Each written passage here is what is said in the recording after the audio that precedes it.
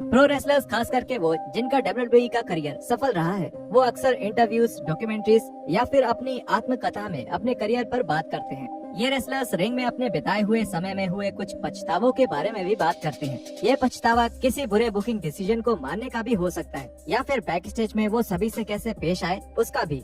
तो जुड़िए हमारे साथ रेसलमेनिया में, जहां हम WWE रेसलर्स के 10 सबसे बड़े रिग्रेट्स के बारे में बात करेंगे। Number 1, Shawn Michaels coming out of retirement. सबके चहेते शॉन माइकल्स की 2010 में एक बेहतरीन रिटायरमेंट हुई थी। वो रेसलमेनिया 26 में अंडरटेकर के साथ एक क्लासिक मैच के बाद रिटायर हुए थे, लेकिन 8 सालों के बाद HBK ने रिटायरमेंट से वापस आने का एक बड़ा विवादित फैसला लिया। उन्होंने ट्रिपल एच के साथ एक जोड़ी बनाकर अंडरटेकर और केन के खिलाफ क्राउन ज्वेल इवेंट में हिस्सा लिया और वो मैच काफी खराब रहा और इसकी बहुत आलोचना हुई।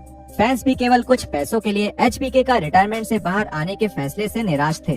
उस मैच के बाद HBK उस मैच की बहुत आलोचना करते हैं और न्यूयॉर्क पोस्ट ने HBK से पूछा कि क्या वो उस मैच के लिए हाँ बोलने पर अफसोस करते हैं, जिस पर उन्होंने ये जवाब दिया, हाँ करता हूँ। मुझे नहीं पता था कि मार्क के नजरिए से ये कुछ ऐसा था जिससे आराम से बचा जा सकता था। मैं अब ये कभी कभी खुद सोचता हूँ, हे भगवान, काश मुझे ये पता होता। मैं बस अपने दोस्तों के साथ वापस जाना चाहता था।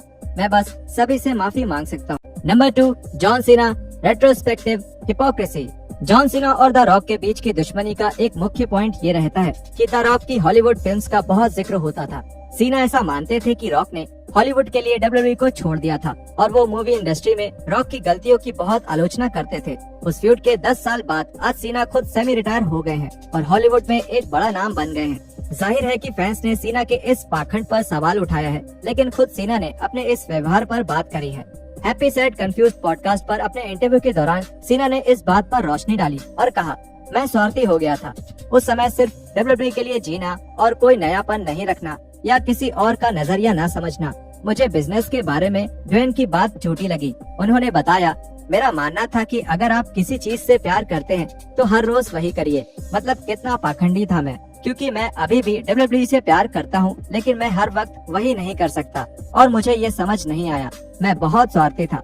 मैंने ये कहने की जगह कि हे दोस्त, मैं तुम्हें वापस लाने के लिए ऐसा करना चाहूँगा और शायद हम साथ काम कर सके, कुछ बड़ा बना सके, मैंने सोचा हटाओ ये सब, उस इंसान को गलत बोल देता हूँ। ये एक पल है, तुमने मुझे शुरुआत दी है, अब मैं सब दरवाजे तोड़ दूंगा। मैं जिद्दी था। मुझे समझ आता है कि वो क्यों नाराज थे। Number 3, the Undertaker not wrestling Andre the giant. 2020 में रिटायर होने के बाद से अंडरटेकर ने बहुत सारे इंटरव्यूज दिए हैं जहां वो अपनी जिंदगी और करियर की बात करते हैं और एरियल हेलवानी के साथ एक इंटरव्यू में अंडरटेकर ने बताया कि उनके करियर का सबसे बड़ा रिग्रेट ये था कि उन्हें कभी आंड्रे द जायंट के साथ लड़ने का मौका नहीं मिला। जब मैं आया था वो अपने करियर के अंत में थे और वो बस थोड़ा ही काम करते थे। उनके घुटने और कमर की हालत बहुत खराब थी, लेकिन वो हमेशा ये सोचते थे। अंडरटेकर ने कहा, मैं ड्रेसिंग रूम में आता था और पूछता, हे बॉस कैसे हो आप, और वो कहते, बिल्कुल अच्छा बच्चे, एक दिन मैं और तुम बहुत पैसा बनाएंगे। मैं कहता था, सच में बॉस? उन्होंने कहा, हाँ, मेरे पास एक अच्छा प्लान है। मैंने कहा कि फिर तो मुझे भी बताइए। नहीं, वो थोड़े पुराने सोच के थे, मुझे कभी नहीं बताते थे। मुझे उनके साथ काम करने का मौका नहीं मिला।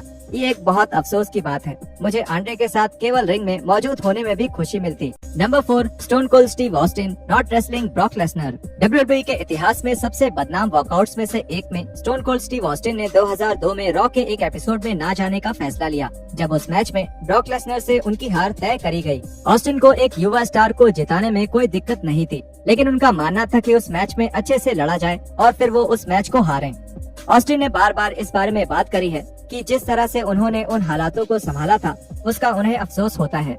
ये बात उन्होंने अपने हॉल ऑफ फेम स्पीच में भी कही थी, जिससे ये साफ जाहिर होता है कि उस वॉकआउट के सालों बाद भी ये बात WWE के इस लेजेंड को परेशान करती थी। हालांकि 2002 के इस हादसे को लेकर ऑस्टिन काफी अफसोस करते हैं। लेसनर को इस बात से बिल्कुल फर्क नहीं पड़ता कि ऑस्टिन ने उन्हें जीतने का मौका नहीं दिया। जहां कुछ रेसलर्स इस बात से बहुत चिढ़ जाते हैं, लेसनर इस तरह के इंसान नहीं है। और अच्छी बात ये रही कि लेसनर और ऑस्टिन ने लगभग 2 दशकों से एक अच्छी दोस्ती बनाकर रखी है।